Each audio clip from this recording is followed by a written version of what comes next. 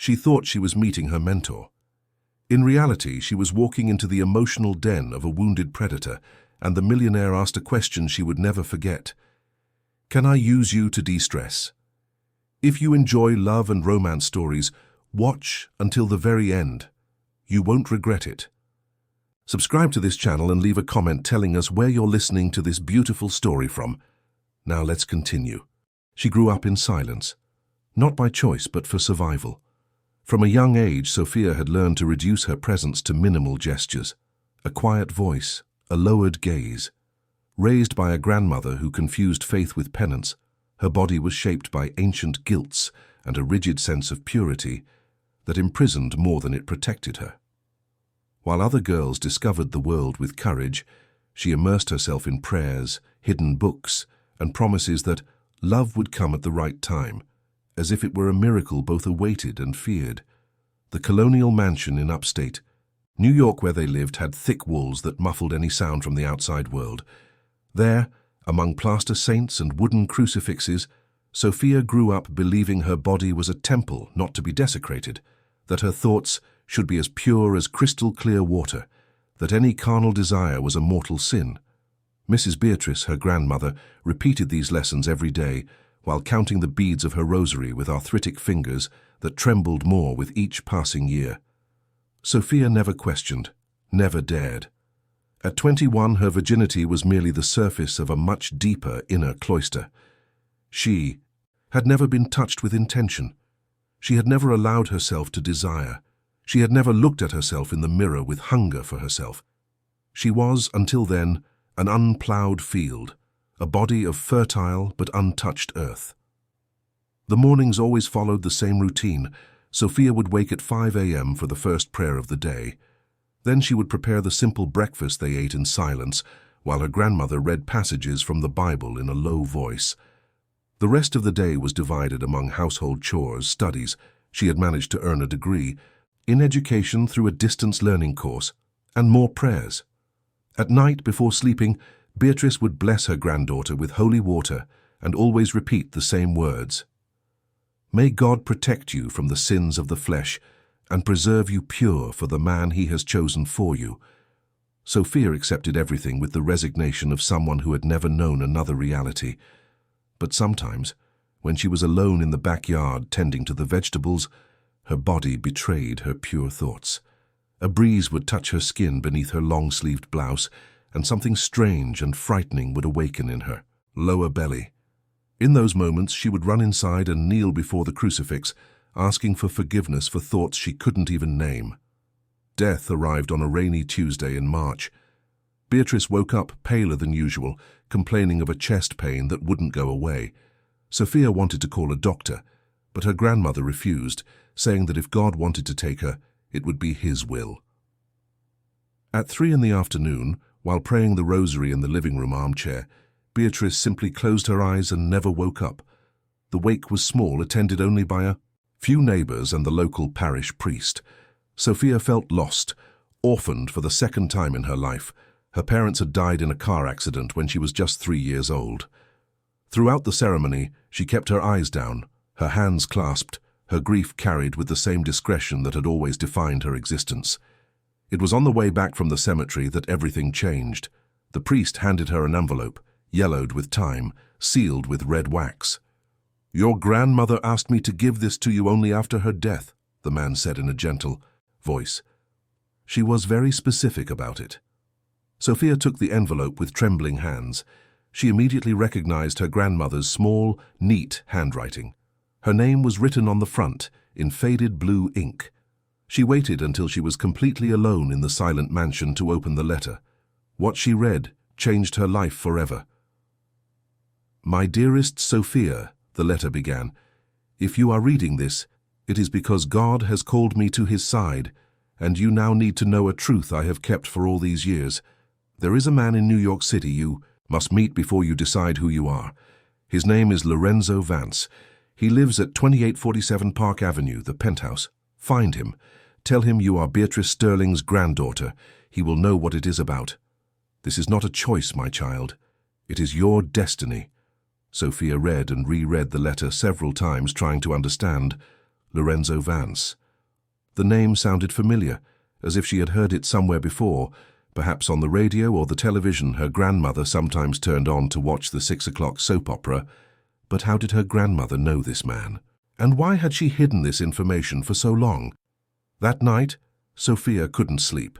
She stayed awake searching the internet on the old computer she used for her studies, Lorenzo Vance. The news articles appeared one after another. He was one of the richest men in the country, owner of a business empire that included construction firms, mining companies, and a chain of luxury hotels.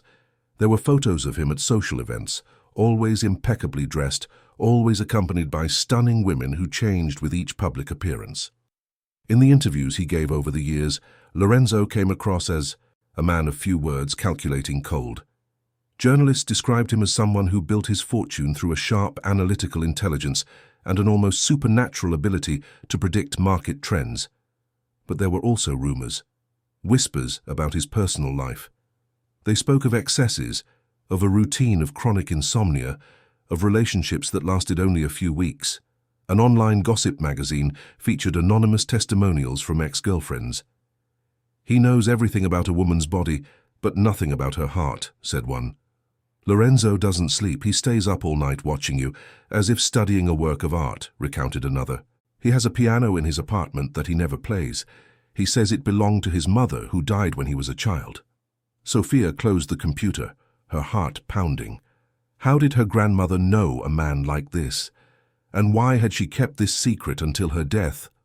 Throughout her life, Beatrice had preached about the dangers of the outside world, about the sins of ambition and wealth. How could she have a connection to someone who represented exactly all of that? In the following days, Sophia tried to stick to her normal routine.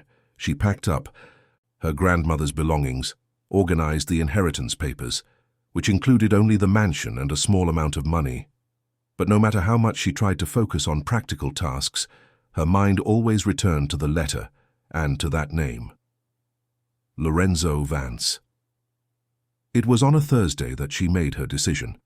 She couldn't stay forever in that empty house, haunted by the ghosts of a strict upbringing and unanswered questions. She needed to know the truth about the connection between her grandmother and that man. She needed to understand why Beatrice, who had always made a point of keeping her away from the world, was now pushing her towards it. Sophia packed a few clothes in a small suitcase, all simple pieces in dark tones, with cuts that hid the curves of her body. She locked up the mansion, left the keys with the parish priest, and took the first bus to New York City. During the 4-hour journey, she alternated between moments of determination and panic attacks. What would she say when she met Lorenzo? How would she explain her presence? What if he knew nothing about Beatrice Sterling? New York City hit her like a punch to the gut. She had never seen so many cars, so many people, so much concrete. The noise was deafening compared to the silence of the countryside. Sophia took a taxi from the bus terminal, gave the Park Avenue address, and for the entire ride kept her eyes fixed on the window, trying to absorb this new and frightening world. The building where Lorenzo lived was a glass tower that reflected the sky and the other buildings around it. Sophia stood on the sidewalk for several minutes, looking up, trying to find courage. Other people hurried past her, talking on their phones, carrying briefcases and laptops. No one noticed the young woman dressed in black who seemed lost in the middle of that urban universe. Finally, she entered the building's lobby. The doorman, a middle-aged man in an impeccable uniform, looked at her strangely. It was obvious that Sophia did not belong in that place.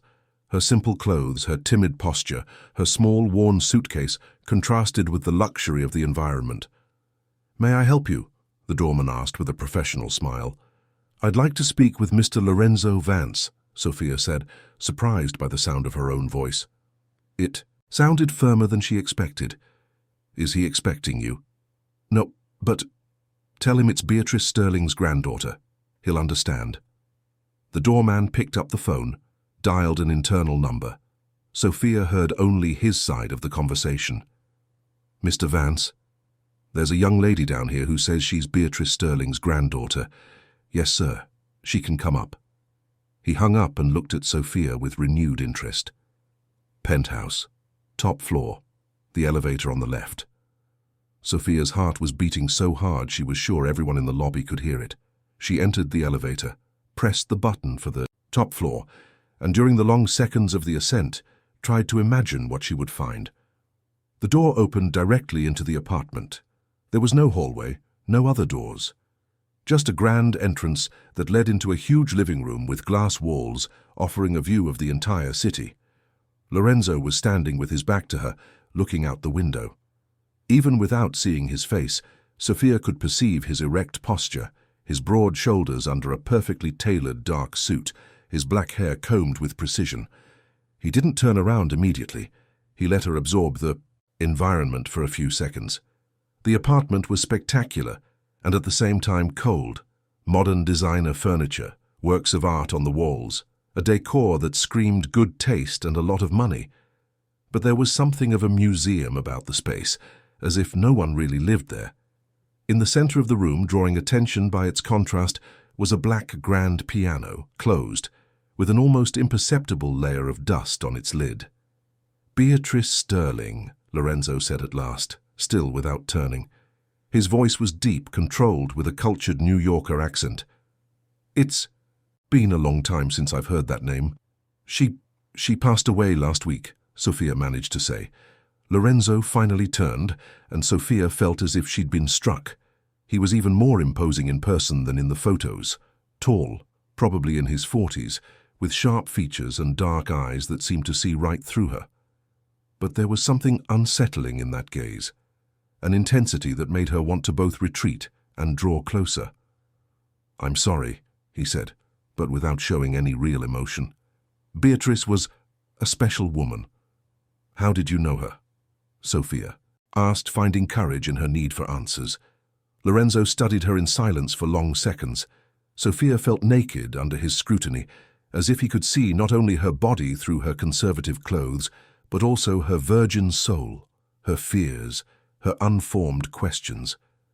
"Are you thirsty?" he asked, changing the subject. "Water? Coffee?" "Water, please." Lorenzo walked to an open-plan kitchen integrated with the living room. His movements were precise, economical. He returned with a crystal glass full of ice water and offered it to Sophia. When their fingers brushed on the glass, she felt an electric shock run through her body. It was the first time a man had touched her, even if it was just an accidental brush of fingers. "Why did she send you to me?" Lorenzo asked. "I don't know. She just said I needed to meet you before I could decide who I am." "And you? Who are you?" The question caught Sophia off guard. No one had ever asked her that before. Her entire identity had always been defined in relation to her grandmother, the church, the expectations of purity and proper behavior. "Sophia," she answered simply. "I'm Sophia." "Just Sophia?" "Sophia Sterling." Lorenzo nodded slowly, as if the name confirmed something he already knew. He walked to a leather armchair and sat down, gesturing for Sophia to do the same on the sofa opposite him. She obeyed, keeping her legs together, her hands in her lap, the posture she had learned since childhood. "Beatrice never spoke of me to you?" he asked. "Never. Until the letter she left, I didn't even know you existed." "Interesting." Lorenzo leaned back in the armchair, still observing her with that unsettling intensity. "And what do you plan to do now? Your grandmother is gone. You've come here. And then what?"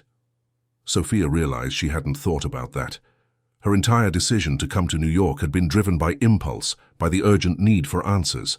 But now, sitting in the luxurious living room of this strange and fascinating man, she realized she had no plan at all. "I don't know," she admitted. "I need to de-stress," Lorenzo said suddenly, his voice becoming lower, more intimate. "Can I use you?" The question landed like a bomb in the silence of the room. Sophia felt the blood rush to her face, her heart race. She should have been offended, should have stood up and walked out immediately. But instead she just looked at him and didn't answer. Lorenzo leaned forward, resting his elbows on his knees. "You're not afraid of me." It wasn't a question. It was a statement that surprised them both. Sophia really wasn't afraid. She should be, she knew that. She was alone in the apartment of a stranger who had made an indecent proposal. Any sensible woman would run. But something about this man mesmerized her. Maybe it was the mystery, maybe it was the inexplicable connection to her grandmother, or maybe it was simply the fact that for the first time in her life, someone was looking at her as if she were interesting. "I should be," she said finally. "But you're not." "No." Lorenzo stood up abruptly and walked to the window again. "You look like her," he said without turning. "Beatrice, when she was young." "You knew her when she was young?" "No, but I've seen pictures." Sophia wanted to ask where he had seen these pictures, how it was possible that he had images of a grandmother who had always presented herself as a simple woman from the countryside. But before she could form the question, Lorenzo turned again. "Do you have a place to stay in New York?" "No." "Family? Friends?" "No."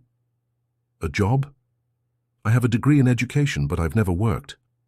Lorenzo nodded slowly, as if making a decision. "I need a personal assistant," he said finally. "Someone to organize my schedule, handle correspondence, some simple administrative tasks. I can give you the job and a place to live. There's a service apartment on the floor below that's vacant." Sophia stared at him, trying to understand if she had heard correctly. "Why would you do that?" "Because Beatrice asked me to take care of you." "She asked you?" "Indirectly." Lorenzo sat down again, this time choosing a chair closer to the sofa where Sophia was. "Your grandmother and my family had a history. Details that don't matter now, but she knew that one day you would need help finding your place in the world." "What kind of history?" "That's not important right now." His voice turned colder, making it clear the subject was closed. "What matters is that you're here, you need a job and a place to live, and I can offer both. Do you accept?" Sophia knew she should be suspicious. Offers that were too generous always hid ulterior motives, but at the same time she didn't have many options. The money she inherited from her grandmother wouldn't last long in an expensive city like New York. And there was something else, a growing curiosity about this man and the secrets that connected him to her family. "I accept," she said. "Good." Lorenzo stood up and went to a desk in the corner of the room. He returned with a key card and a small envelope. "The key to the apartment and some money as an advance on your salary. You start Monday, 8 a.m. Sophia took the card and the envelope with trembling hands. Everything was happening so fast, as if her life had been turned upside down in a matter of hours. "Thank you," she managed to say. "Don't thank me yet," Lorenzo replied, and for the first time since she had arrived, he smiled. But it wasn't a kind smile. It was the smile of a predator that had just captured its prey. "Tomorrow, you'll understand better what you've gotten yourself into." Sophia went down to the apartment on the floor below, feeling as if she had just made a pact with the devil. The apartment was small but luxurious, by the standards she knew. It had a living room, bedroom, compact kitchen, and a bathroom with a whirlpool tub. The windows faced the same side of the building as the penthouse, offering a partial view of the city. She left her suitcase in the bedroom and went to the living room window. Down below, New York City buzzed with its lights and constant motion. Sophia pressed her forehead against the cold glass and tried to process everything that had happened. In less than 24 hours, she had left the only life she had ever known, traveled to a terrifying metropolis, met a man who awakened feelings in her she couldn't name, and accepted a job that could be either her salvation or her damnation. Later, lying in the comfortable bed of the apartment, Sophia stayed awake for hours trying to understand what had happened during her meeting with Lorenzo. His question, "Can I use you?" echoed in her mind, provoking physical reactions that both scared and excited her. She had never felt anything like it. A strange warmth spread through her body when she thought about the way he had looked at her, the intensity of those dark eyes, the deep timbre of his voice. Sophia placed a hand on her chest and felt her heart still racing. She closed her eyes and, for the first time in her life, allowed herself to imagine what it would be like to be touched by a man, what it would be like to feel those large, firm hands on her skin, what it would be like to meet that gaze without lowering her eyes in submission. These thoughts terrified and liberated her simultaneously. All her life she had been taught that carnal desires were sinful, that the body was a temple to be preserved, that pure women did not think about sex. But there, alone in the darkness of a New York apartment, far from the plaster saints and wooden crucifixes, Sophia began to question everything she had been taught about herself.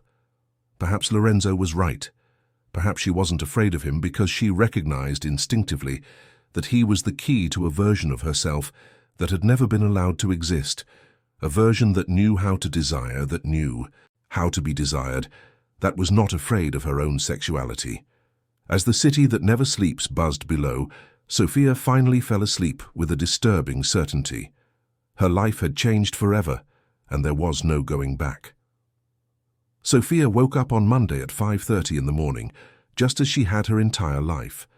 But this time, instead of morning prayer, she lay in bed for a few minutes, absorbing the reality of where she was. The apartment was quiet, but below the city was already beginning to wake, with the distant sound of traffic and people hurrying to work. She took a long bath in the whirlpool tub, a completely new experience. The hot water relaxed muscles she didn't even know were tense. For a moment, as the water massaged her back, Sophia closed her eyes and allowed herself to think of Lorenzo, of the intensity of his gaze, of the way he had asked if he could use her. The thought brought back that strange warmth in her lower belly, and she opened her eyes abruptly, feeling guilty. She chose one of the most conservative outfits she had brought, black tailored trousers and a white long-sleeved blouse. She tied her hair in a low bun and wore no makeup as always. At 8 o'clock sharp, she went up to the penthouse. Lorenzo was already in the living room, sitting at a work table Sophia hadn't noticed the day before. He was wearing another impeccable suit, this time navy blue, and was focused on a laptop. He looked up when she entered, and again Sophia felt that gaze travel over her entire body, as if he could see through her clothes. "Punctual," he said with approval. "I like that. I've always been. Coffee?" Sophia nodded. Lorenzo went to the kitchen and returned with 2 cups of black coffee. The coffee was strong, bitter, completely different from the sweet coffee she used to drink with her grandmother, but she drank it without complaint. "Your duties will be simple at first," Lorenzo explained, handing her a folder. "Organize my schedule, answer phone calls, respond to non-urgent emails, file documents, nothing too complicated. Do you know how to use a computer?" "Yes, I learned in college." "Good. Your desk is over there." He pointed to a workstation in a corner of the room with a view of the city. "Today, you'll just observe. I want you to understand how the routine works before you take on responsibilities." Sophia spent the rest of the morning sitting in a chair next to Lorenzo's desk, watching him work. He was constantly on the phone, speaking with investors, architects, lawyers, in conversations she barely understood but which clearly involved millions of dollars. His voice always maintained the same controlled, cold, professional tone. He never smiled, never showed enthusiasm or anger. He was like an extremely efficient machine, but Sophia began to notice small details, the way he drummed his fingers on the table when he was impatient, how his jaw clenched when someone contradicted him, how he would glance at the piano in the center of the room whenever he finished a difficult call, with an expression she couldn't decipher. During lunch, which was served in the apartment by a high-end delivery service, Lorenzo was more communicative. "You've never worked before?" he asked. "No. My grandmother believed a woman should take care of the home until she married." "And you agreed?" Sophia thought before answering. "I never questioned it. It was the only life I knew." "And now? Do you still just want to take care of a home until you marry?" The question caught her off guard. Sophia realized she had never seriously thought about marriage. All her life, marriage had been presented as an inevitable obligation, not a choice or a desire. "I don't know," she admitted. "At least you're honest." Lorenzo took a sip of wine, an expensive bottle Sophia couldn't even identify. "Most women I know lie about what they want." "And what do they want?" "Money, status, security." He looked directly into her eyes. "And you? What do you want?" Sophia felt her face flush under his gaze. "I don't know," she repeated, But this time the answer sounded different, more laden with unexplored possibilities. In the afternoon, Lorenzo left for meetings and left Sophia alone in the apartment. She should have focused on the files he had left for her to organize, but she couldn't resist her curiosity. She walked around the room, observing the details she hadn't noticed before. The artworks were all modern, abstract, without human warmth. There were no personal photos anywhere, no object that revealed anything about Lorenzo's personality, beyond his obvious good taste and wealth. The apartment was like a showroom, impeccable but soulless. The piano caught her attention again. It was a magnificent Steinway, clearly very expensive and very old. Sophia approached it and saw the thin layer of dust on the lid, as if it hadn't been played in a long time. She tried to open the lid, but it was locked. Curious about the piano? Sophia spun around, startled. Lorenzo had returned without her hearing him. He was standing at the entrance to the room, watching her with that indecipherable expression. "Sorry, You said it was your mother's." "I did." He approached, standing very close to her beside the piano. Sophia could smell his aftershave, a masculine and sophisticated fragrance that made her want to get even closer. She played very well. "And you?" "No." "Why don't you learn?" Lorenzo looked at her with a strange expression. "Because some things should remain untouched." There was a melancholy in that answer that took Sophia by surprise. For the first time since she had met him, Lorenzo seemed vulnerable, human. "She died when you were young." 12. His voice grew softer. "She had mental problems.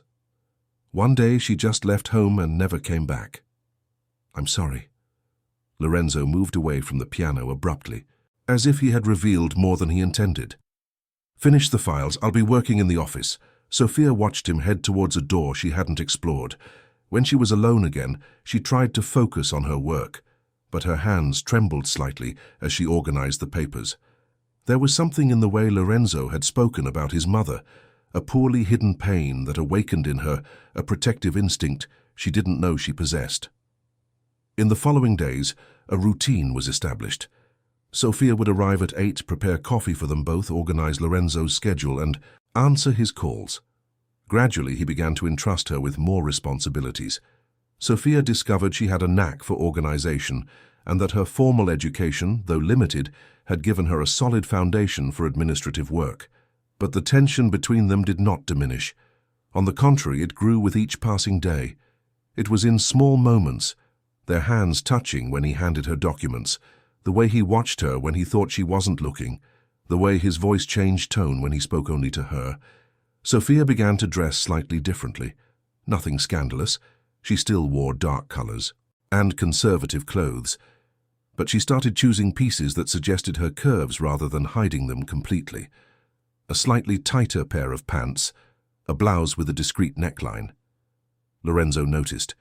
She knew he noticed by the way his eyes lingered on her. It was on a Thursday that everything changed again. Sophia was filing documents in the office when she found a folder marked Personal B. Sterling. Her heart raced when she saw her grandmother's name. She looked around to make sure she was alone and opened the folder. There were old documents, correspondence, and at the bottom some photographs. Sophia picked one up and felt as if she had been punched. It was her grandmother, but young, perhaps in her early 20s. She was wearing an elegant party dress and smiling radiantly at the camera. Next to her, with his arm around her waist, was a man Sophia didn't immediately recognize. She picked up another photo. In this one, the man was alone, sitting at the piano, the same piano that was in Lorenzo's living room. Sophia studied the man's face and felt a chill run down her spine. The features were different, older, but there was something familiar. The eyes, perhaps, or the strong line of his jaw. "Found something interesting?" Sophia turned so quickly she dropped the folder. The photos scattered on the floor. Lorenzo was standing in the office doorway, and his expression was dark. I'm sorry. I didn't mean to what? Snoop?" He entered the office and began to pick up the photos. "Or didn't mean to discover the truth?" "What truth?" Lorenzo stood up with the photos in his hand. For a long moment, he just watched her. Sophia could see an internal battle happening behind those dark eyes. "This man," he said finally, showing the photo where he appeared with Beatrice, "is my father, Robert Vance." Sophia felt the floor disappear from under her feet. "Your father and my grandmother." "They were lovers for 3 years. She was married at the time, to your grandfather." But that can't be true. My grandmother was a devout religious woman." "Your grandmother was many things before she became devout." Lorenzo put the photos back in the folder, including a woman who knew very well what she wanted. Sophia sat down heavily in the chair. Her mind was in a whirlwind, trying to process this information. The woman who had raised her, who had spent her life preaching about purity and sin, had had an extramarital affair. "Why didn't you tell me this before?" "Because it wasn't your business." "Not my business." Sophia stood up, feeling an anger she didn't know she was capable of. "You brought me here knowing this story, gave me a job, gave me a place to live, and it wasn't my business. You came here on your own. Because my grandmother sent me. Because she wrote in the letter that I needed to meet you." Lorenzo put the folder back in the file cabinet and locked the drawer with a small key. Beatrice felt guilty. Their affair destroyed my father. He never recovered when she ended it and went back upstate. He started drinking, making bad business deals. He died in a car accident when I was 16. Sophia felt as if she had been slapped. So you brought me here for revenge?"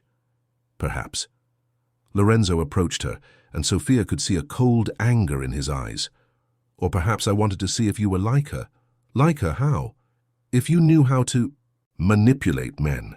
If you knew how to use your innocent appearance to get what you wanted." Sophia stared at him, feeling tears of anger burn her eyes. "You don't know me." "No." Lorenzo was so close now, she could feel the heat of his body. "But I'm learning." "And what have you discovered?" "That you're more dangerous than she was. Because at least Beatrice knew she was lying. You actually believe in your own innocence." Sophia raised her hand to slap his face, but Lorenzo was faster. He caught her wrist with a force that wasn't violent but was firm, enough to immobilize her. For a moment they stood like that, looking at each other, breathing heavily, hearts racing. "Let me go," Sophia whispered. "I can't." "Why?" "Because you're right. I don't know you, and that bothers me more than it should." Lorenzo released her wrist slowly but didn't move away. They were so close that Sophia could see tiny gold flecks in his dark eyes. She could feel his breath on her face. "What do you want from me?" she asked. "I don't know yet." Sophia knew she should step away, should leave the office, maybe even the apartment. But there was something magnetic about this man that kept her there, even knowing he was a danger to her carefully protected soul. "My grandmother. Did she really love your father?" The question seemed to catch Lorenzo by surprise. "Why do you want to know?" "Because I need to understand. If she loved him, why did she end it? Why did she go back to a life she hated?" Lorenzo finally stepped away, running his hands through his hair. "Because she found out she was pregnant." The silence that followed was deafening. Sophia felt as if the world had stopped, spinning, pregnant, with my father's child. But she lost the baby in the 4th month. It was after that she disappeared, went back upstate, devoted herself to religion. Lorenzo looked at her with an expression that mixed pain and anger. My father never knew about the pregnancy. She just vanished from his life. Sophia sat down again, her legs weak. So she suffered as much as he did. Suffering doesn't justify cowardice. What if it wasn't cowardice? What if it was protection? Protection from what? Sophia didn't know why she was defending her grandmother, especially after discovering that her entire upbringing had been based on hypocrisy. But something about the story didn't fit with the woman she had known. Maybe she knew their love was destructive. Maybe she wanted to protect them both. Or maybe she was a coward who preferred a life of penance to fighting for what she wanted. Like you. The words left Sophia's mouth before she could stop them. Lorenzo looked at her with surprise, and then with something that looked like respect. Like me what? Like you with the piano. You prefer to keep it locked up rather than risk feeling something that might hurt. Lorenzo was silent for a long moment. When he spoke again, his voice was lower, almost vulnerable. You don't know what you're talking about. Yes, I do. I recognize another prisoner when I see one. A prisoner of what? Of fear. Sophia stood up and faced him. You're afraid to play the piano because you're afraid of missing her, just like I was afraid to question my grandmother because I was afraid of discovering that everything I believed was a lie.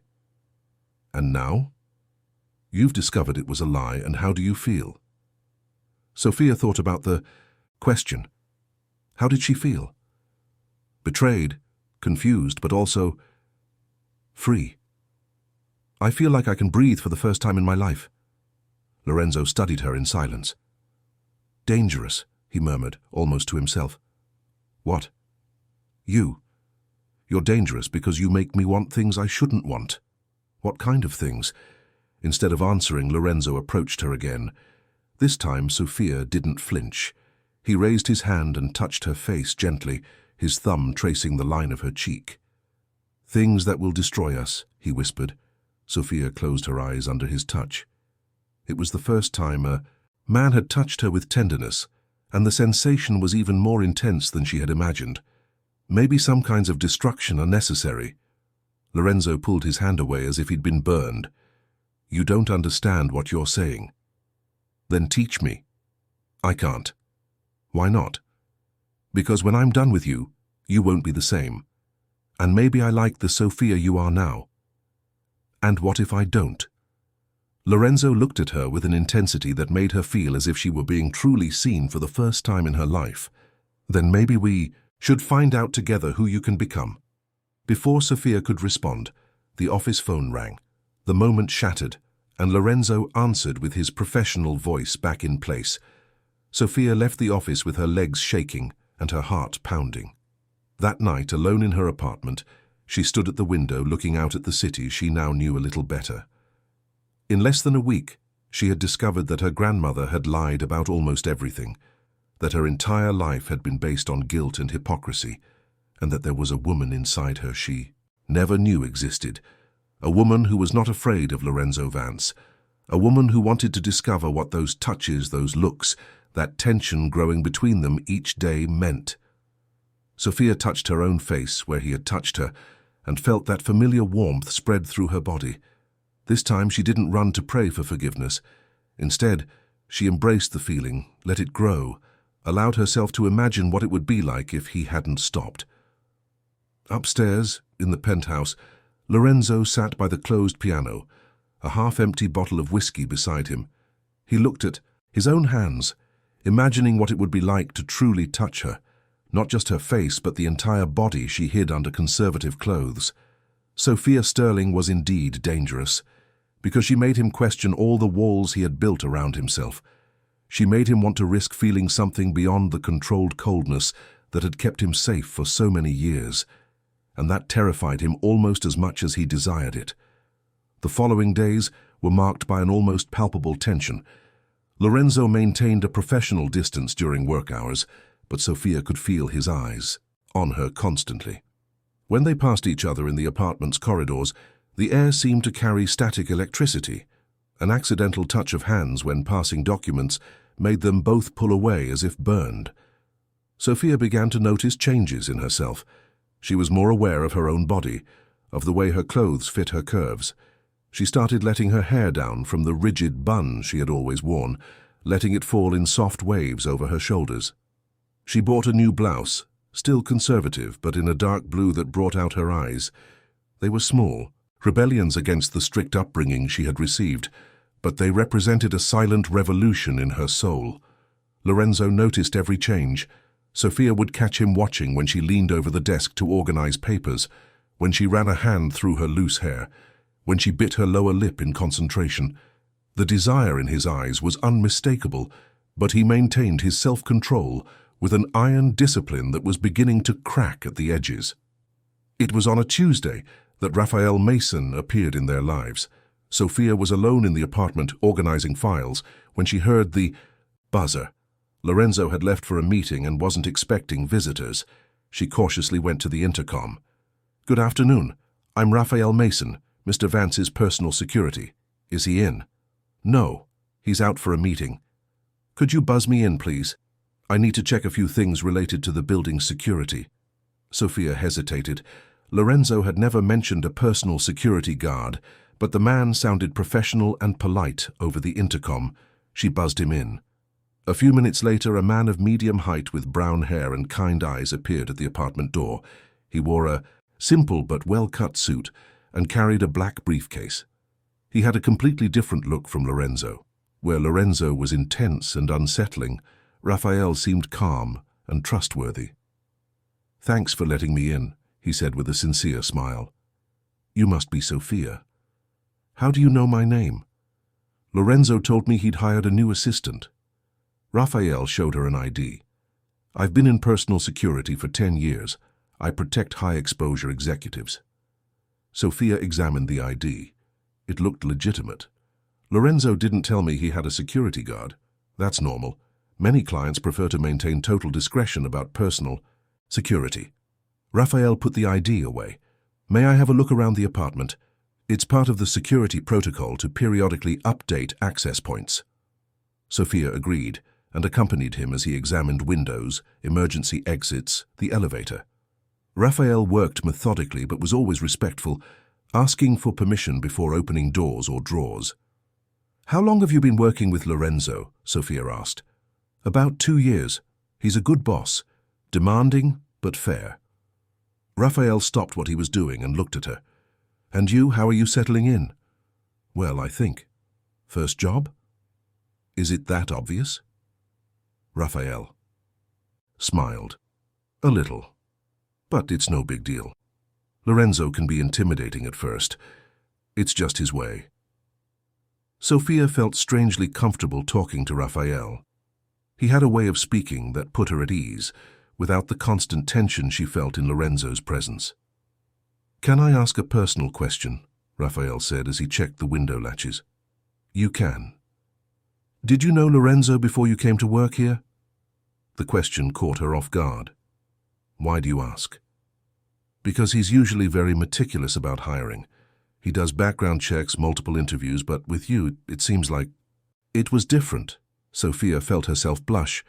"My grandmother knew his family." "Ah, I see." Raphael nodded, as if that explained everything. Family connections. When Lorenzo returned from his meeting and found Raphael in the apartment, his reaction was strange.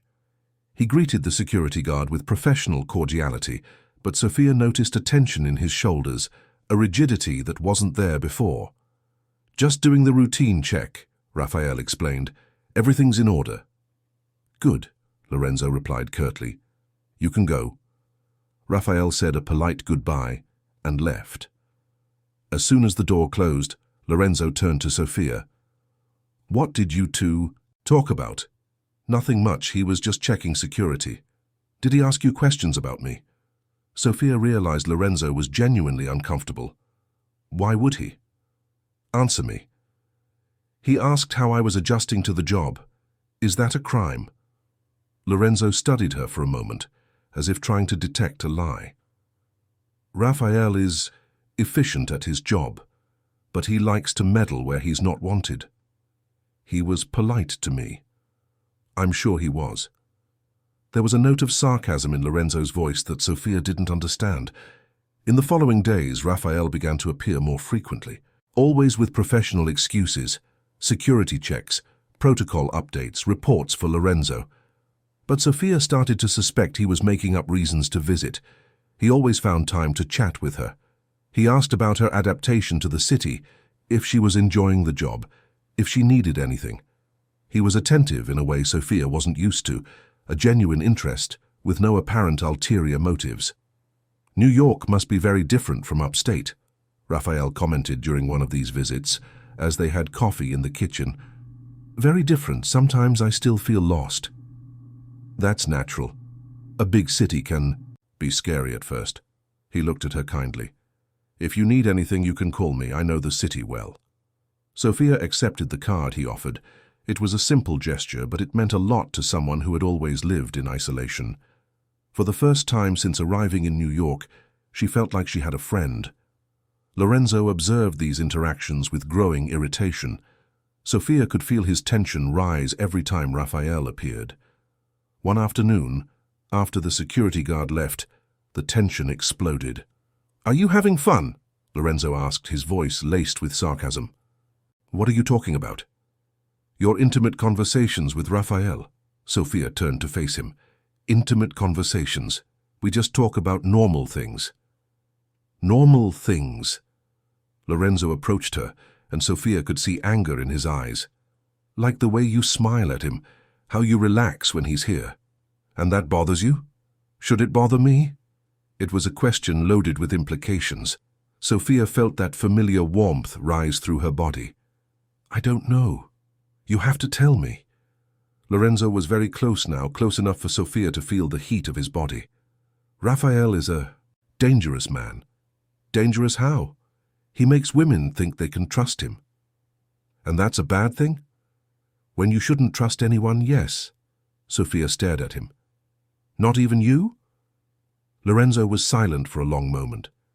When he spoke, his voice was lower, almost vulnerable. "Especially not me." Before Sophia could reply, he abruptly turned away and went into his office, closing the door behind him. That night, Sophia thought about their conversation. There was something Lorenzo wasn't saying about Raphael, but there was also something he wasn't saying about himself. The anger he had shown seemed disproportionate for a simple security matter. The following week, Raphael showed up at an unusual time. It was almost 8 at night, and Lorenzo had gone out for a business dinner. Sophia was still in the apartment, finishing some files. "Working late?" Raphael asked when she opened the door. "Just finishing up. Lorenzo isn't here." "I know, I saw him leave."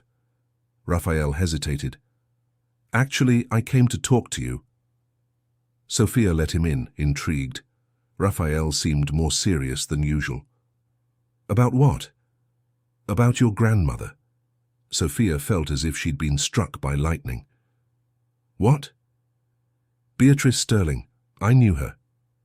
Sophia sat down heavily on the sofa. "How?"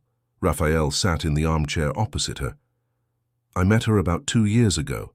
She contacted me through a private investigator I sometimes work with." "My grandmother contacted you?" "She was investigating Lorenzo. She wanted to know about his life, his character, his intentions." Sophia's head spun. "Why?" "Because she knew that one day you would come looking for him, and she wanted to be sure he wouldn't hurt you." "That doesn't make sense. If she was worried, why didn't she tell me about him? Why did she send me to find him?" Raphael leaned forward. "Because she was dying, Sophia. The cancer that killed her. She had known for over a year, and she knew you would be left alone in the world." Tears began to burn in Sophia's eyes. "She was sick, and she didn't tell me. She didn't want you to spend her last months suffering in anticipation, and she wanted time to plan for your future." "What kind of plan?" Raphael pulled an envelope from his jacket. "She asked me to give this to you when I thought you were ready." Sophia took the envelope with trembling hands. She recognized her grandmother's handwriting again. She opened it carefully and read the letter. "My dearest Sophia," it began, "if you are reading this letter, it is because Raphael thought the time had come for you to know the whole truth. First, forgive me for all the lies. Yes, lies. I lied about who I was before I became the woman who raised you. I lied about my past with Robert Vance, and I lied about why I sent you to find Lorenzo." Sophia looked up at Raphael. "Lied about what?" "Keep reading." "The truth is that Robert and I truly loved each other, but our love nearly destroyed 2 families. When I found out I was pregnant, I thought we could finally be together, but I lost the baby, and it was as if God was telling me our love was wrong. So I ran. I went back to your grandfather, devoted myself to religion, tried to erase who I had been." The letter continued. "Robert never recovered. He started drinking, making bad business decisions. He died in an accident that might not have been an accident. And I carried that guilt my entire life. When I learned I was sick, I decided I couldn't leave that guilt as an inheritance for you. I decided you needed to meet Lorenzo to understand where you came from, but also to give him a chance to heal the wounds my selfishness had opened. Sophia stopped reading, feeling sick. She thought Lorenzo and I, that we were related. Continue. But there is something more, my child. Something I only recently discovered that changes everything. During my investigation into Robert's death, I discovered something terrible. Lorenzo might be your half-brother. Sophia's world collapsed. The letter fell from her hands, and she felt like she was going to be sick. Take a deep breath, Raphael said gently, moving to sit beside her on the sofa. This means that everything I feel for him is wrong? Not necessarily. Sophia looked at him in confusion. Your grandmother suspected, but she wasn't sure. That's why she hired me to investigate, and what I discovered will surprise you. What? Raphael hesitated. Lorenzo has a DNA test stored in his office drawer. He's never opened it. But I got access to the results. How? Let's just say I have contacts at the lab. Raphael looked her in the eyes. You are not related, Sophia. Not half-siblings, not anything. Your grandmother was wrong. Sophia felt a relief so intense she almost fainted. Are you sure? Absolutely. The test compared your DNA through samples that, well, let's say I managed to obtain. There is no blood relation. Then why has Lorenzo never opened the results? Because he's afraid of what he might find. Afraid that you are related, and that what he feels for you is forbidden. Afraid that you aren't related and he'll no longer have an excuse to keep his distance. Sophia stood up and started pacing the room. Her mind was a whirlwind of emotions. Relief, confusion, anger. Why are you telling me all this? Because I see the way you look at each other. I see the tension, the desire, the internal struggle, and I think you both deserve a chance to be happy without carrying the ghosts of the past. And you? Why do you care? Raphael was quiet for a moment. Because I care about you, Sophia, as a friend. You're a good person in a complicated situation. You deserve to know the truth. Sophia felt tears roll down her face. It was so much. Information, so many revelations. What do I do now? Whatever your heart tells you. What if I confront Lorenzo with this and he gets furious? What if he fires me, sends me away? That's the risk. But sometimes it's worth risking everything for a chance at happiness. At that moment they heard the sound of the elevator. Lorenzo was coming back. Raphael stood up quickly. I have to go. Think about what we've discussed. He headed for the door, but stopped before leaving. Sophia? Yes? Whatever you decide, I'm your friend. If you need anything, call me. Raphael left just seconds before Lorenzo entered. Sophia tried to compose herself to hide that she had been crying, but Lorenzo knew her too well now. What happened? He asked immediately. Nothing. Sophia. His voice grew firmer. What happened? Sophia looked at him. Really looked. She saw the genuine concern in his eyes, the tension in his shoulders, the way he moved toward her as if he wanted to comfort her, but didn't know how.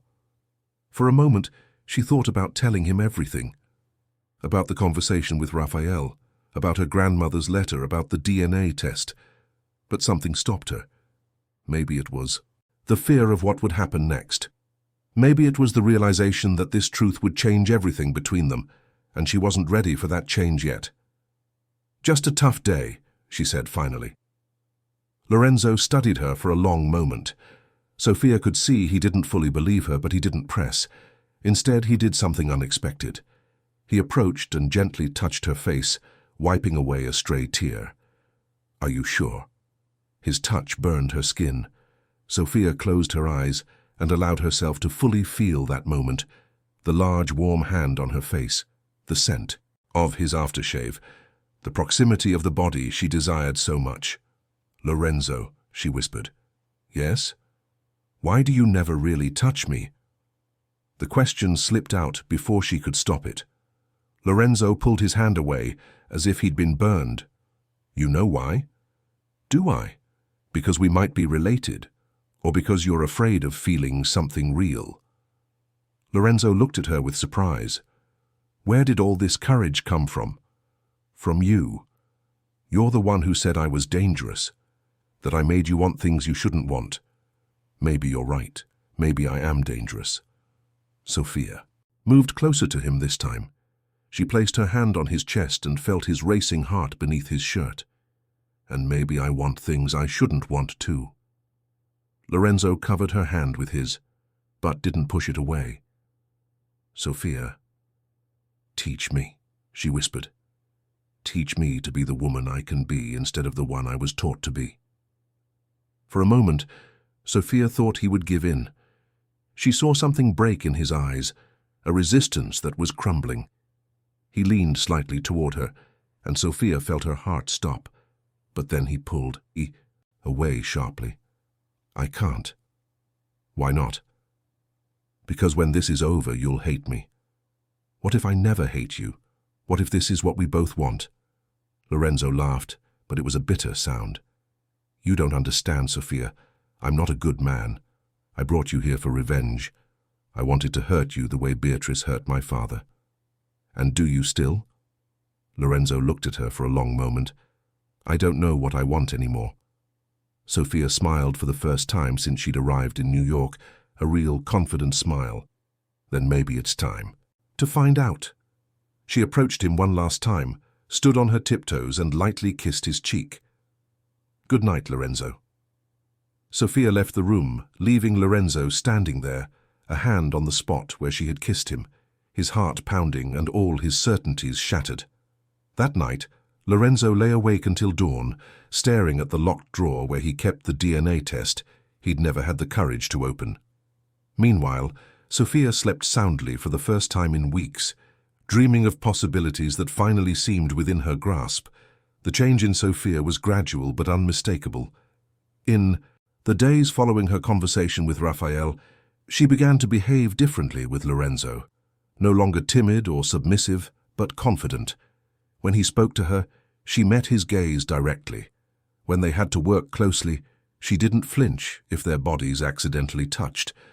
Lorenzo noticed every change, and it unsettled him. On a Thursday morning, while Sophia was organizing papers at her desk, he watched her for several long minutes.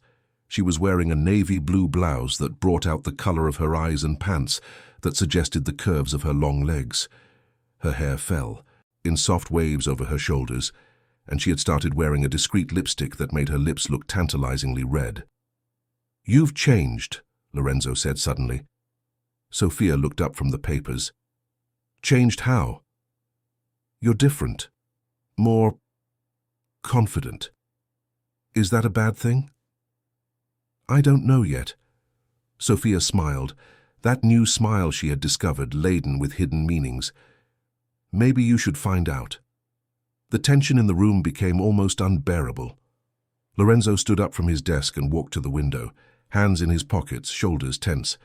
Sophia could see the internal battle raging within him, and for the first time she felt she had power in their relationship. Raphael was here last night, Lorenzo said without turning around. Sophia felt a chill run down her spine. How do you know? The building's security cameras. Lorenzo finally turned to face her. What did you two talk about? Sophia thought quickly. She couldn't tell him about her grandmother's letter, about the DNA, about everything Raphael had revealed. Not yet.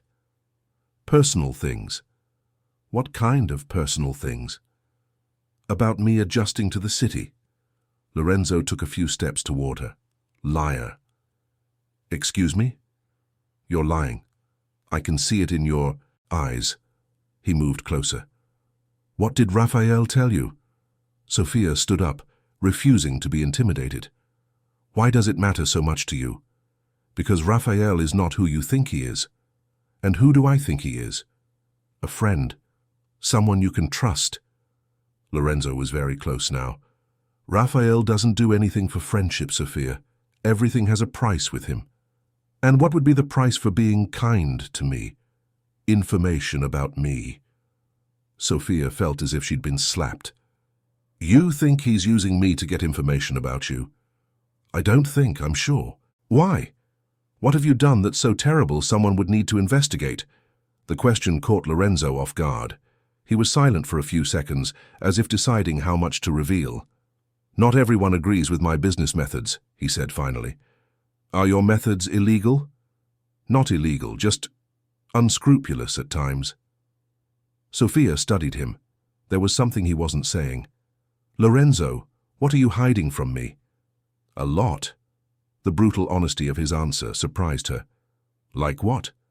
Lorenzo moved away from her and walked to the piano. He placed his hands on the closed lid as he always did when he was nervous. Like the fact that I brought you here planning to seduce you and then destroy you, as revenge against your grandmother. Sophia felt her blood run cold. Destroy me how? By making you fall in love with me, then abandoning you, like she did to my father. And do you still want to do that? Lorenzo didn't answer immediately. When he spoke, his voice was lower, almost vulnerable. I don't know what I want anymore. Then let me help you find out. Sophia approached the piano, standing on the opposite side from Lorenzo. The difference was that now she wasn't afraid of him. If anything, she felt sorry for him. Do you really believe your revenge would bring your father back? She asked. No. Then why do you keep torturing yourself? Because it's easier than admitting the truth. What truth? Lorenzo looked at her across the piano. That I'm in love with you. The words hung in the air between them. Sophia felt as if the world had stopped spinning. Her heart was beating so hard she was sure he could hear it. Lorenzo. And it terrifies me, he continued, because I don't know how to love without destroying. I never learned. My mother loved me and went mad. My father loved Beatrice and self-destructed. Maybe love is just destructive in my family. Sophia walked slowly around the piano, maintaining eye contact. What if it's not? What if the problem isn't love but fear? Fear of what? Of being vulnerable, of needing someone, of not having control. Lorenzo took a step back as she approached. You don't understand. Yes, I do. Sophia kept moving closer until there was no space left between them. I understand, because I felt the same way. Afraid to feel, afraid to want, afraid of not being enough. And now? Now I understand that fear is a prison, and I'm tired of being a prisoner. Sophia raised her hand and touched Lorenzo's face, as he had done to her several times. She felt his breath quicken under her touch. Teach me not to be afraid, she whispered. Lorenzo covered her hand with his. I'll hurt you. Maybe. Or maybe you'll heal me. What if I'm so broken I can't be healed? Sophia moved closer, their bodies almost touching. Then let's break together. Lorenzo looked at her for a long moment, seeing no longer the timid young woman who had appeared in his apartment, but a woman who knew what she wanted, a woman who didn't back down from his threats or fears. Sophia, he said, his voice hoarse. Yes? If I touch you now, I won't be able to stop. Who said I want you to stop? It was as if a dam had broken. Lorenzo pulled her against him with a desperate urgency, his hands burying themselves in her hair as their mouths met in a kiss that was both salvation and damnation. Sophia had never been kissed before, but her body knew instinctively how to respond. She melted against him, her hands clutching the front of his shirt as if she would drown without that contact.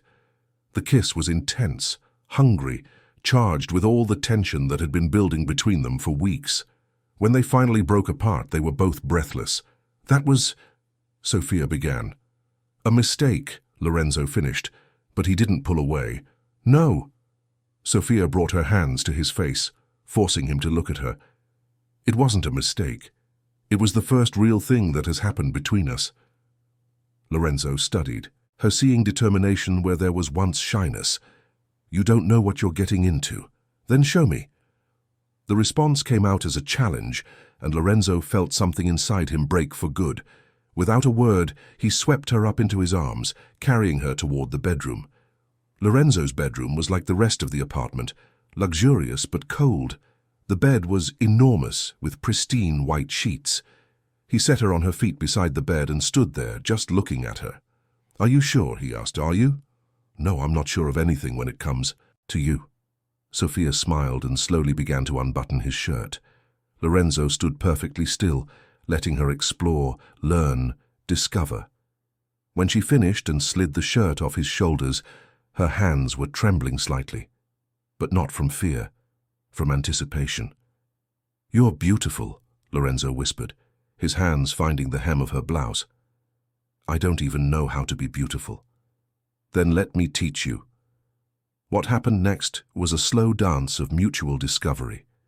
Lorenzo touched her with a reverence that surprised them both, as if she were made of something precious and fragile. Sophia responded with a natural passion that ignited a fire in him he didn't know existed. When they finally came together, it was with an intensity that left them both transformed. Sophia cried, not from pain, but from an emotion so intense she couldn't contain it.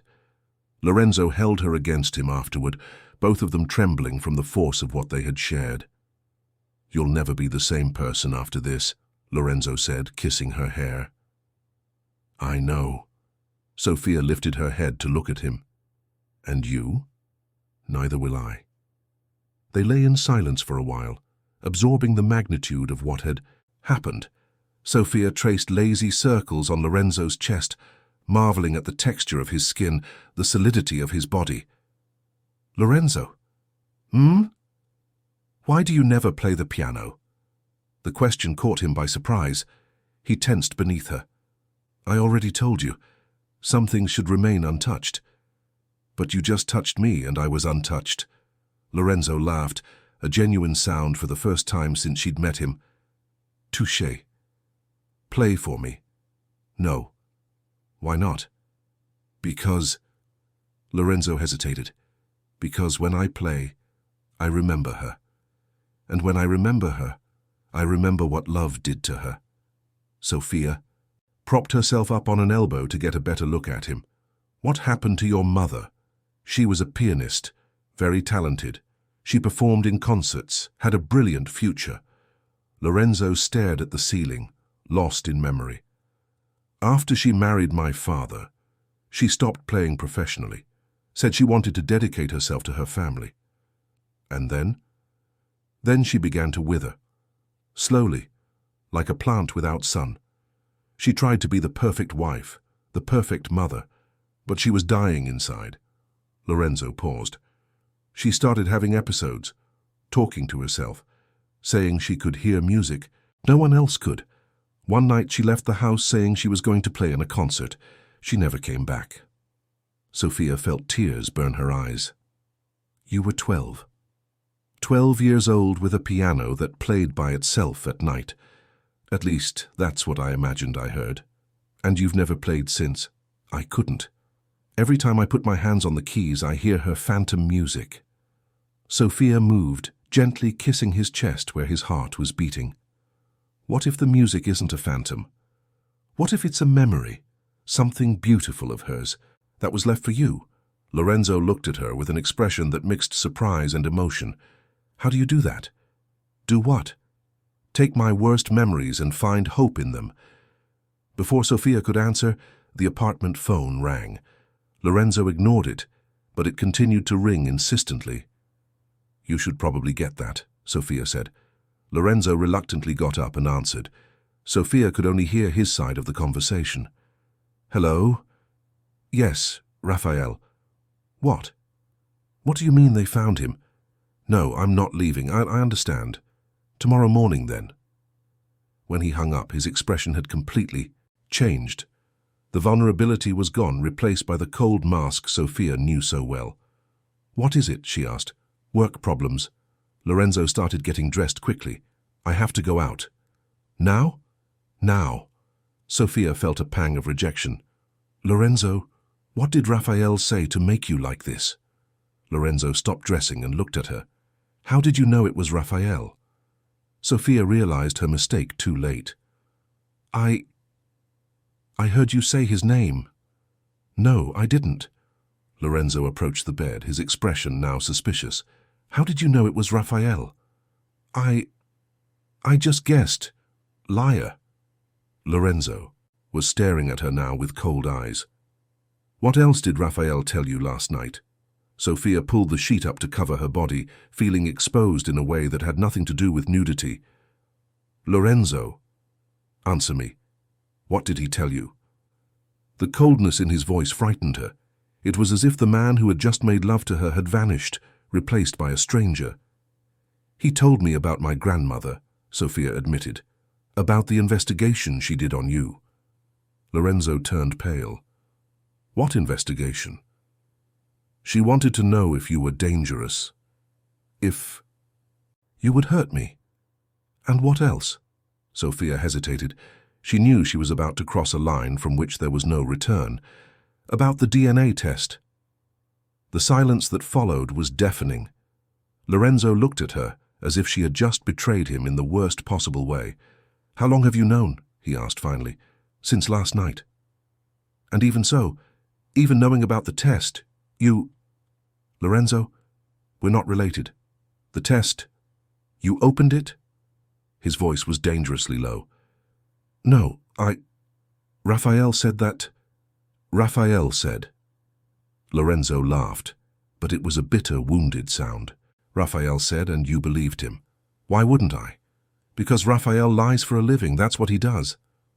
Lorenzo finished dressing and headed for the door. Get dressed. You're leaving.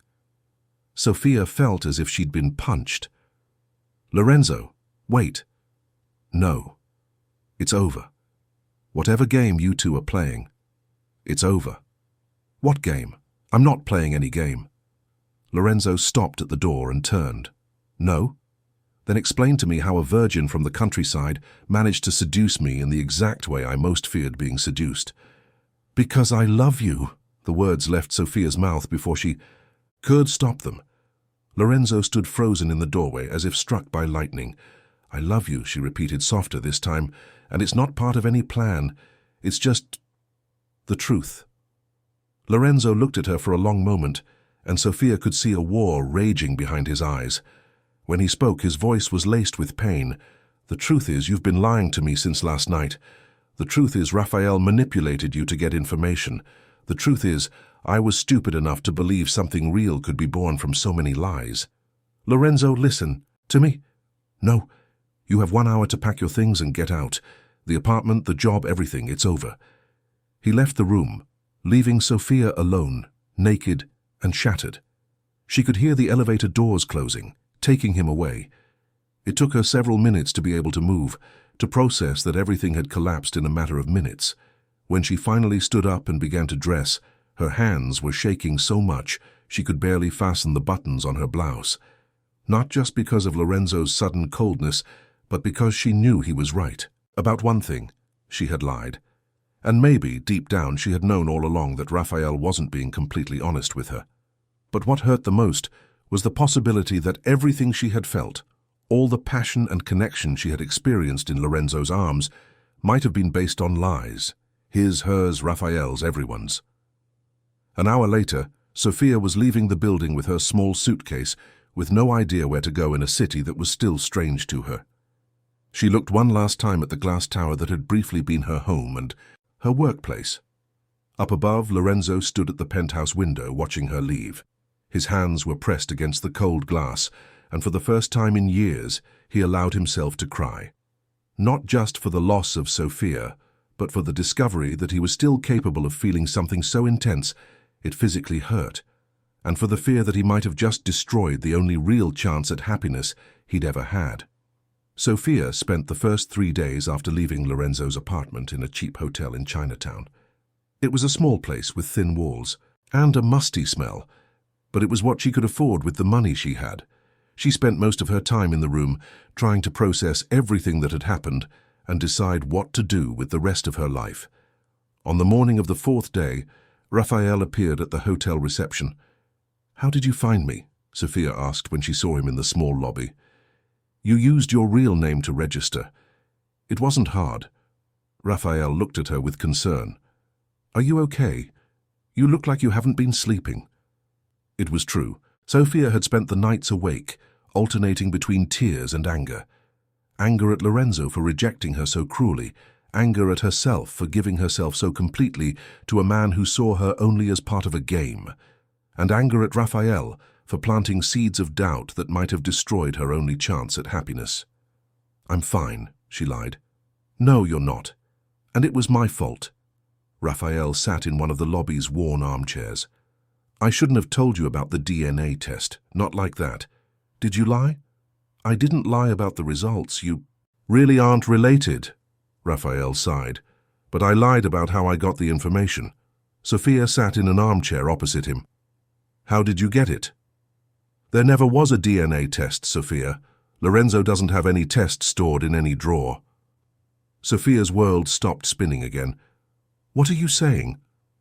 "I'm saying I made up that story so you would have the courage to get close to him without fear." Sophia felt a wave of nausea. "Why?" "Because your grandmother hired me not only to protect you, but to ensure that you and Lorenzo got together."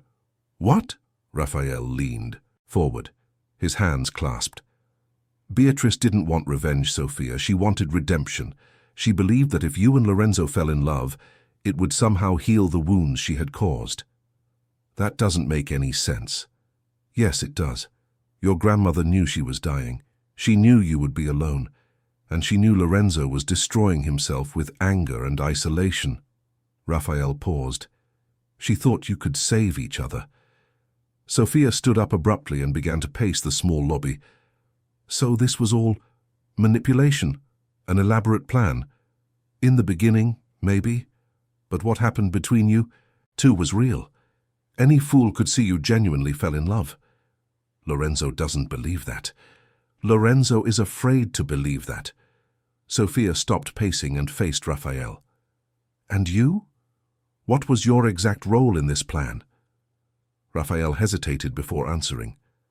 "I was supposed to watch you, make sure nothing went wrong, facilitate things when necessary." "And make up lies about DNA tests when necessary?" "That was improvisation. You were pulling away from each other because of the possibility of being related. I thought if I removed that obstacle, you would destroy our trust in each other forever." Raphael lowered his head. "Yes, it was a terrible mistake." Sophia sat down heavily. She felt as if her entire life was a lie constructed by other people. "Is there any truth in all of this? Anything real?" "Your feelings for him, his for you. That's the only real thing in this whole mess." "How can you be so sure?" "Because I saw how he was after you left." Sophia looked up, curious despite her pain. "What do you mean?" "He hasn't left the apartment since Thursday. He's not answering calls, cancelled all his meetings. He just sits at the piano, playing the same song over and over. He's playing, for the first time in years, a beautiful, melancholic song. It must be something his mother used to play." Sophia felt tears burn her eyes. "Why are you telling me this?" "Because you're both suffering because of lies, and maybe it's time to finally tell the whole truth." "What truth?" Raphael pulled an envelope from his jacket. "Your grandmother's final letter, the real one." Sophia took the envelope with trembling hands. "There's another letter?" "This is the one she really wanted you to read, after you met Lorenzo, after you had the chance to fall in love with him." Sophia opened the letter and once again recognized her grandmother's handwriting. "My dearest Sophia," it began, "if you are reading this letter, it is because you already know Lorenzo. You have already experienced what it is to love someone, and you have probably already discovered some of the lies I built around your life." Sophia continued reading, her heart racing. "First, forgive me. For everything. For raising you with so much fear. For hiding who I really was. For manipulating your life even after my death. But also understand, I did it. All because I love you more than my own salvation." The letter continued. "The truth is that Robert Vance and I were desperately in love, but our love was built on lies. I was married, he was engaged to another woman. When I became pregnant, I thought we could finally be together. But I lost the baby, and it was as if God was telling me that a love based on lies could only lead to pain." Sophia paused her reading for a moment, trying to absorb the information. "I fled upstate, devoted myself to religion, tried to erase who I had been. But I could never forget Robert, and when he died I knew I had killed us both with my cowardice. Not physically, but emotionally. He never recovered, and I never truly lived after that. The letter took a different tone in the next lines. When I learned I was sick, I decided I couldn't let my spiritual son, Lorenzo, suffer the same fate as his father. And I couldn't let you, my dear granddaughter, live the same life of fear and confinement that I imposed on myself after losing Robert. Sophia felt tears roll down her face as she read. That is why I created this plan. Not to unite you for revenge or redemption, but to give you both the chance that Robert and I never had. The chance for a love based on truth, built on choice, not on guilt or fear. The letter continued. Lorenzo has within him all the capacity for love his father had, but also all the fear of love that I taught through my abandonment. You have all the passion I once had, but also all the fear of living that I implanted in your upbringing. Together you can heal the wounds that Robert and I created. Apart you will repeat our mistakes. The last lines were the most important. If you love each other, and I know you do, because I saw in Lorenzo's eyes the same hunger Robert had when he looked at me, and I see in you the same courage I should have had, fight for it. Do not let fear or pride destroy what could be the most beautiful thing to ever emerge from so much suffering. Sophia finished reading the letter in total silence. When she looked up, Raphael was watching her with a gentle expression. She really loved us, Sophia whispered, more than anything. And she knew you would love each other too. But Lorenzo won't believe this after all the lies. Maybe not, but you have to try. Sophia carefully folded the letter. Why are you helping me now? Why not just leave things as they are? Raphael smiled sadly. Because I fell in love with you too, Sophia. Not romantically, he added quickly, seeing her surprised expression, but like the daughter I never had. And I can't stand to see you waste the chance to be happy because of the mistakes I made. Sophia felt a wave of affection for this man who had been both manipulative and kind. And Lorenzo, does he know you're here? No, and he'll probably kill me when he finds out. Raphael laughed dryly. But some risks are worth taking. Sophia thought for a moment. What should I do? Whatever your heart tells you, but whatever you decide, base it on truth, not fear. That afternoon, Sophia returned to her hotel determined to make a decision. She could no longer live her life based on the plans and lies of others, even if they were well-intentioned. She needed to discover what she really wanted, regardless of what others expected of her. She spent hours walking the streets of New York, observing the city that had been her home for a few weeks. She saw couples holding hands, families in the parks, people living their lives with a simplicity she had never experienced. For the first time, she began to imagine what it would be like to build a life of her own, based on her choices. When she returned to the hotel, she had made a decision. Meanwhile, Lorenzo was living his own hell in the penthouse. Raphael was right, he hadn't left the apartment since Sophia had gone. He had cancelled all his meetings, ignored all phone calls and dismissed the cleaning staff. He was living on delivery food and alcohol. But the worst part was the piano. For the first time in nearly 30 years, Lorenzo had unlocked the lid and started to play. At first his hands were stiff, the music broken, but gradually muscle memory returned, and with it, memories of his mother. He mostly played a piece she used to play when she was sad, a melancholic and beautiful Chopin nocturne. And as he played, Lorenzo finally allowed himself to feel all the pain he had suppressed for years. Pain for his lost mother, for his destroyed father, for Sophia, who had seen through his defenses and then disappeared from his life. It was during one of these piano sessions, on a rainy night, that Lorenzo began to question his own reactions. He had been so quick to believe the worst about Sophia, so ready to reject her. Why? Because she had lied? Or because he had finally found someone important enough to truly hurt him? Lorenzo stopped playing and looked at his own hands on the keys. They were the same hands that had touched Sophia with such reverence just a few days ago. The same hands that had pushed her away the moment he felt she had the power to destroy him. Maybe the problem wasn't that Sophia had lied. Maybe the problem was that Lorenzo had never learned to trust anyone completely, not even himself. The phone rang, interrupting his thoughts. It was Raphael. I need to talk to you, the security guard said without preamble. I don't want to talk to anyone. It's about Sophia. Lorenzo fell silent. After a moment, he said, Is she okay? No, neither of you is okay, and it's time to stop this nonsense.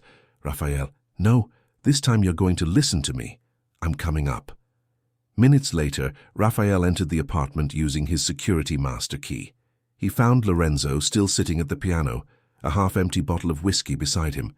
You look terrible, Raphael said bluntly. Thanks for the encouragement. Sophia is in a third-rate hotel in Chinatown. She has no money, no one in this city, and she's planning to go back upstate. Lorenzo tried to keep his expression neutral, but Raphael saw his hands clench on the piano keys. And you're here drowning in self-pity because the only woman who managed to break through your defenses committed the heinous crime of not telling you everything she knew the exact moment you wanted to know it. She lied to me. You brought her here planning to destroy her. Who lied first? Lorenzo had no answer for that. Raphael approached the piano and sat on the bench beside him. Lorenzo, I'm going to tell you the whole truth now. No lies, no manipulation. You deserve to know. And Raphael told him everything. About Beatrice's true plan, about the letters, about his own part in the manipulation. Lorenzo listened in silence, his expression growing darker with each revelation. So, it was all a setup, Lorenzo said when Raphael finished. Your meeting was a setup, but what happened after that was real. How can you be sure? Raphael stood up and walked to the window. Because I saw the way she looks at you, and I saw how you've changed since she arrived. Changed how? You were playing the piano for the first time in decades. You smiled when you thought no one was looking. You stopped, working late just to spend more time with her. Raphael turned to face him. She brought you back to life, Lorenzo, and you sent her away because you were afraid to admit it.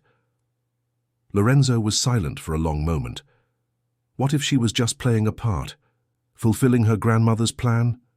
Then she's the best actress in the world, because no one can fake the way she looked at you after you made love. Lorenzo flinched at the words. How do you know that? The walls aren't as thick as you think, and besides, the change in both of you the next day was obvious. Lorenzo put his face in his hands. I screwed it all up, didn't I? Maybe. Or maybe there's still time to fix it. How? By being honest with her, completely honest, about your fears, about your feelings, about why you reacted the way you did. Raphael paused. And maybe by being honest with yourself about what you really want. Lorenzo looked at the piano, at the keys he had avoided for so long, and now played constantly. What I want is her. But I don't know if I know how to love without destroying. Then learn. With her. What if it's too late? There's only one way to find out. Lorenzo played a few notes of the Chopin nocturne he had been practicing. The music sounded different now, still melancholic, but with a hope that wasn't there before. Where is she exactly? He asked. Raphael smiled for the first time since he'd arrived. The Akasaka Hotel in Chinatown, room 247. Thank you. Don't thank me yet. It could still all go wrong. Lorenzo stood up from the piano and headed toward the bedroom to change. He stopped at the door and looked back at Raphael. Why did you do it? The whole manipulation? Raphael thought for a moment. Because sometimes people need a push to find happiness, and because I believe some people are made for each other, even when they're too stubborn to realize it. Lorenzo nodded slowly. If I can fix this with Sophia, you're fired. Raphael laughed. Why? Because I can't keep employing someone who's better at understanding relationships than I am. Fair enough. Lorenzo disappeared into the bedroom, and Raphael heard the shower turn on. He approached the piano and played a few notes of the song Lorenzo had been practicing. It was a beautiful piece, filled with longing and hope. Maybe there was time to fix the damage they had done. Maybe love was strong enough to overcome lies and fears. Raphael hoped so, because two good people deserved a chance to be happy together. Outside, the rain began to stop, and the first stars of the evening appeared between the clouds. Sophia wasn't at the hotel when Lorenzo arrived. The receptionist, an elderly man with thick glasses, explained that she had checked out that morning with her suitcase and hadn't returned. She left no message, said nothing of where she was going. Lorenzo felt panic seize him. He had missed his chance. Sophia had given up on him, on New York, on everything. He spent the next 2 days searching for her. He called the bus terminal, checked the airports, even had Raphael investigate hostels and cheaper hotels. Nothing. Sophia had simply vanished, as if she had never existed. It was Sunday morning when Lorenzo decided to drive upstate. Maybe Sophia had gone back to her grandmother's mansion, even if the place brought painful memories. Maybe she wanted to reconnect with her roots before deciding what to do with the rest of her life. The drive took 3 hours, and Lorenzo had time to think about everything he wanted to say to Sophia when he found her. If he found her, he had rehearsed apologies, declarations, promises, but he knew words wouldn't be enough. He would have to show that he had changed, that he was willing to fight for their love. The colonial mansion was closed up, looking abandoned. Lorenzo knocked on the door, called Sophia's name, but there was no answer. He spoke with neighbors, with the parish priest, but no one had seen her since her grandmother's funeral. He was heading back to his car, defeated, when he saw the church at the end of the street. It was an old building, with stone towers and stained glass windows. Something called him there, an intuition he couldn't explain. The church was empty, except for a lone figure sitting in the front pew. Even from behind, Lorenzo immediately recognized Sophia's dark hair. His heart leaped, and for a moment he just stood at the entrance, watching her. Sophia was wearing a simple dark blue dress, her shoulders slumped as if carrying the weight of the world. She didn't turn when she heard his footsteps echoing down the central aisle, but Lorenzo saw her shoulders stiffen. "I knew you'd come here," she said without turning. Lorenzo stopped a few feet away from her. "How did you know?" "Because this is the kind of place people come when they need answers." "And you, did you find your answers?" Sophia finally turned to look at him. Lorenzo saw she had been crying, but her eyes were determined, no longer those of a lost girl. "Some of them." "May I sit?" Sophia nodded, and Lorenzo sat on the pew beside her, leaving a respectful space between them. For a few minutes they sat in silence, looking at the ornate altar where wooden crosses captured the colored light from the stained glass windows. "I found you at the hotel," Lorenzo said finally, "but you were gone." "I know. I decided I couldn't run anymore." "Run from what?" Sophia turned to face him completely. "From myself. From who I really am, when I'm not trying to be the perfect granddaughter my grandmother wanted, or the woman I thought you wanted." Lorenzo studied her face. There was something different about her, a confidence that wasn't there before, a serenity that came from within. "And who are you?" "I'm still figuring that out. But I know I'm someone who deserves real love, not love based on lies or manipulation." Sophia paused. "And I know I'm someone who loves you, despite everything." The words hit Lorenzo like a punch to the gut. "Sophia, let me finish." Her voice was firm but gentle.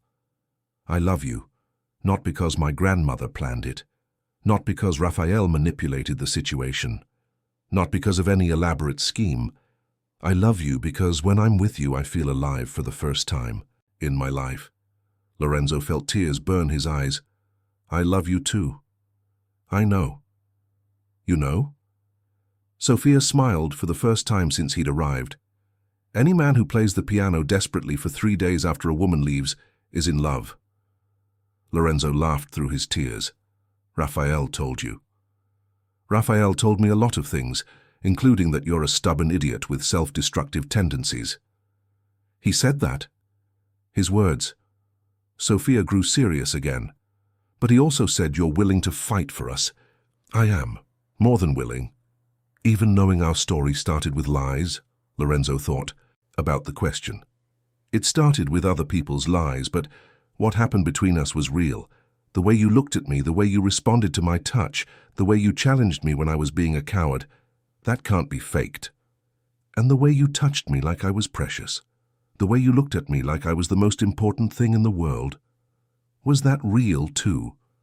More real than anything I've ever felt in my life. Sophia nodded slowly. Then maybe we can build something true on the rubble of all these lies. Does that mean you forgive me? It means we forgive each other, mutually, because we both made mistakes. Lorenzo moved closer to her on the pew, closing the distance between them. How did we make mistakes? You made a mistake because you rejected me the moment you found out I wasn't perfect, that I had secrets and flaws like any real person. Sophia looked him in the eyes. And I made a mistake because I didn't have the courage to tell you the truth the moment I learned it. Why didn't you tell me? Because I was afraid. You would reject me exactly the way you did. Lorenzo absorbed that. So we both acted out of fear. We both acted out of fear. Sophia reached out and gently touched his face. But fear isn't love, Lorenzo. Love is courage. It's trusting even when there's a risk of getting hurt. And you trust me, after everything. I trust you. The answer came without hesitation. Because I've seen who you really are in the moments you weren't trying to protect yourself. I've seen your kindness, your vulnerability, your capacity to love deeply. Lorenzo covered her hand with his, holding it against his face. And I've seen your strength, your courage to leave everything you knew to discover who you really are, your ability to forgive even when you've been hurt. They looked at each other for a long moment, recognizing in each other's eyes the reflection of their own transformations. They were no longer the same people who had met in that penthouse in New York City. They had grown, broken, and were rebuilding themselves together. What do we do now? Lorenzo asked. Now we build something new, based on truth. And where do we build it? Sophia smiled. Wherever. You want? New York, here upstate, on the moon if necessary. The place doesn't matter to me anymore. Why? Because I've discovered that home isn't a place, it's a person. Sophia moved closer to him, and my home is wherever you are. Lorenzo kissed her then, softly, reverently, as if she were a miracle he still couldn't believe was real. When they parted, Sophia rested her forehead against his. There's one thing I want to ask you, she said. Anything. Play for me. The piano. Your mother's song. Lorenzo tensed. Sophia. Not because you have to, but because you choose to. Because you're ready to honor her memory in a beautiful way, not a painful one. Lorenzo thought of the song he had been playing obsessively for the past few days. The song that at first had brought only pain, but had gradually transformed into something different. A bridge between the past and the present, between pain and healing. When we get back to New York, he promised, we're going back. If you want to, or we can go wherever you want. Sophia laughed. New York is fine, as long as it has a piano. The apartment has a piano. Our apartment? The question was loaded with hope and vulnerability. Lorenzo looked at her with an intensity that made her feel as if she were being seen completely for the first time. Our apartment, he confirmed, our life, our future. Even if it's complicated, even if we have to learn to trust each other, even if we sometimes fight and make mistakes. Especially because of that, because that's real love, not the romanticized version we're taught to expect. Sophia stood up from the pew and held out her hand to him. Then let's go home. Lorenzo took her hand and stood up as well. But before they left the church, he paused and looked one last time at the altar. Do you think your grandmother knew we'd end up here? He asked. Sophia followed his gaze. I think she hoped. But not because she planned it this way. Because she knew that when two people truly love each other, they find a way to be together. Even if they have to get lost first. Especially if they have to get lost first, because only then do they discover what's truly worth finding. They walked hand down the nave of the church, their footsteps echoing in the sacred silence. Outside, the afternoon sun painted the sky in golden hues, promising a beautiful end to the day. The drive back to New York was different from the journey there. They talked about everything, their fears, their dreams, their plans for the future. Sophia spoke of her desire to work with children, perhaps opening a school or daycare. Lorenzo spoke of his need to find purpose in business beyond profit, perhaps by investing in social projects. "You've changed," Sophia observed as they drove through the streets of New York at dusk. "So have you." "For the better?" Lorenzo looked at her, seeing the confident, determined woman she had become. "Definitely for the better. Even though I'm not the shy virgin from the countryside anymore. Especially because of that. That Sophia was beautiful, but this Sophia is extraordinary." When they arrived at the Park Avenue building, Sophia felt a mix of nostalgia and nervousness. This was where it had all begun, where she had discovered she was capable of desiring, of loving, of fighting for what she wanted. In the elevator, Lorenzo pulled her close. "Are you sure?" he asked. "About what?" "About us. About this." Sophia smiled and kissed him softly. "I'm sure about you. I'm sure about how I feel. The rest, we'll figure out together." The elevator doors opened directly into the apartment, and Sophia felt as if she were coming home after a long journey. Everything was as it was before, the modern furniture, the works of art, the spectacular view of the city. But in the center of the room, the piano was open, its keys exposed like an invitation. "You opened it," Sophia observed. "Actually, you opened it. I just took the lid off." Sophia approached the piano and ran her fingers lightly over the keys. "Show me." Lorenzo hesitated for only a moment before sitting on the bench. Sophia stood beside him, one hand on his shoulder. Lorenzo began to play the Chopin nocturne he had been practicing. The music flowed from his fingers with a raw, beautiful emotion. It was melancholic, but no longer desperate. It was a melody that spoke of loss, but also of hope, of longing, but also of love. "It's beautiful," Sophia whispered when he finished. It was her favorite. "And now?" Lorenzo looked at the keys, then at Sophia. "Now it's ours." Sophia sat on the bench next to him. "Teach me?" "You want to learn?" "I want to learn everything you have to teach." Lorenzo placed Sophia's hands on the keys, covering them with his own. Together they played a simplified version of the melody.